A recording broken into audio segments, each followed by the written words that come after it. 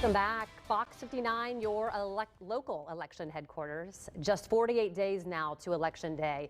Today we're talking about the race for Indiana governor. Last week there was a new poll by Indy Politics Change Research showing tightening numbers, with Governor Eric Holcomb leading his Democrat challenger Woody Myers by just 6 points. Now Holcomb's campaign says their internal polling shows the governor actually leading by as many as 40 points. This morning we were talking live with both campaigns, starting with Governor Holcomb's campaign manager, who is also the Indiana GOP chair, Kyle Hupfer. Kyle, good morning to you.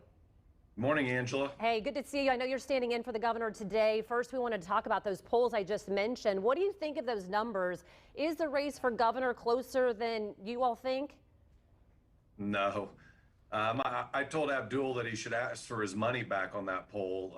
It was done online, which is always suspect. We've seen 5 or 6 internal polls over the last 6 months, and we've seen dozens of other polls across the state, either in legislative districts, and there's nothing that looks like Abdul's poll. The governor's got a substantial lead in this race, but we're not taking our foot off the gas. We'll be campaigning hard for the next 48 days, sharing with Hoosiers the records that this administration under Governor Holcomb and Republican leaders in the legislature have set, and we'll set again as we're coming out of COVID. Yeah, let's talk about the economy, because it is said to be, at least nationally, and I would think here locally too, the most important factor for people who are voting this year. What would you say the governor has done to deserve Hoosiers to vote for him again if they did before?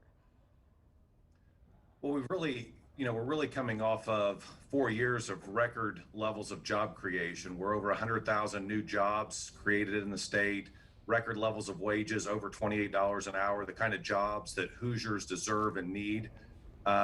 His Next Level Jobs program is helping every Hoosier, most for free, to skill up, to find that next job, that next career that they want to take, that next opportunity. So that the performance of the governor in creating jobs and getting this economy to where it was prior to COVID is really exemplar. We are better than almost any state going into COVID. A $2 billion surplus, balanced budget amendment, record levels of low unemployment. And by the way, we're getting back to those levels. New numbers will come out this week, but we have the last numbers were 7.4%. Unemployment across the state, and I think will be even lower when we get the August numbers. Dr. Myers has criticized the governor's handling of COVID-19 for one, especially what he has called a downplaying of COVID-19 deaths in long-term facilities. As the former state health commissioner, he said that he would create a task force to examine the quality of nursing homes and how Medicaid funds are being used.